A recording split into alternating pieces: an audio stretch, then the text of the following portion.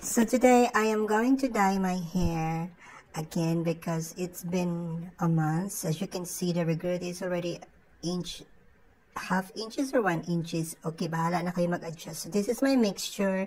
So this is how I do, since I am a hairdresser, this is how I do coloring your own hair. Make sure you start with first sa mga regrowth. I am using only 6% because 6% is, I want my gray hair covered. So 6% is perfect to go.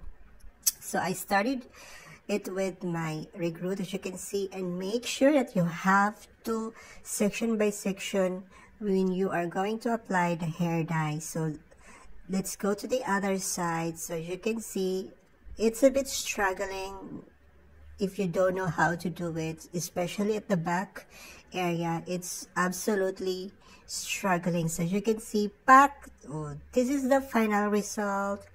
It's midnight blue hair dye, hair color. I like something dark, but then because it sits in my aura or something, so that's why I decided this midnight blue hair color, because I like it kasi dark pa din siya, and at the same time kung maarawan siya, doon mo makikita talaga yung kulay niya. So it's not really OE blue like what I'm wearing.